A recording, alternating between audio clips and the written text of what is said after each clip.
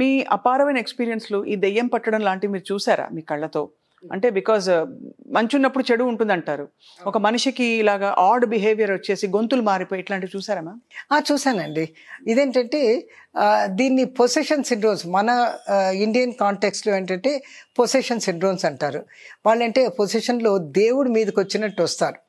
అంటే దేవుడు వచ్చి అంటే సపోజింగ్ ఒక లేడీ ఉంది. ఎందుకు నిన్ననే ఒక ఆయన వచ్చారు.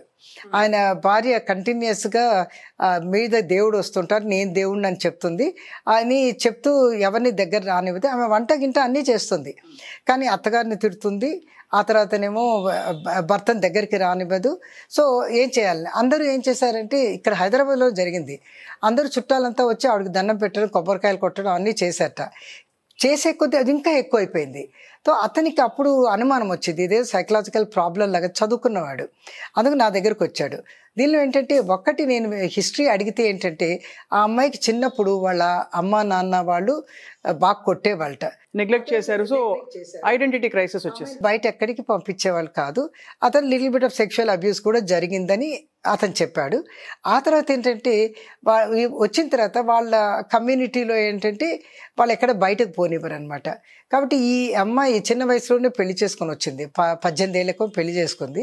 ఇప్పటికీ ఆవిడకి ఆఫ్టర్ 48 ఏళ్ళు ఆమెకి. ఆమె నేను చూడలేదు, కానీ ఆమెకి ఏంటంటే అత్తగారు మామగారికి చెప్పి కానీ బయటకు వెళ్ళకూడదు.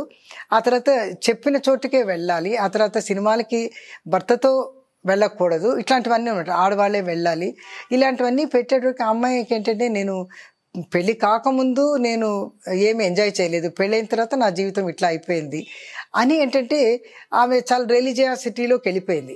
రిలీజియస్ దీనికి వెళ్ళేటప్పటికి ఏంటంటే వీళ్ళు అత్తగారు వాళ్ళు బాగానే మంచిదే అనుకున్నారు, కానీ ఆ అమ్మాయికి ఏంటి ఈ రిలీజియాసిటీలోకి వెళ్ళి దేవుడి మీదకి వచ్చినట్టు ఇప్పుడు ఆమెకి ఏవేవో కోరికలు తీరలేదో అవన్నీ కూడాను ఆమె అత్తగారు ఇలా చేసింది, ఈవిడ మంచిది కాదు, బాధ పెట్టింది, అంటే ఈమెను బాధ పెడితే నన్ను బాధ పెట్టినట్టు అని దేవతలాగా చెప్పటం అనమాట. అంటే ఒక ఆల్టర్ ఈగో లాగా క్రియేట్ చేసి దీన్ని డిసోసియేటివ్ డిజార్డర్స్ అంటారు.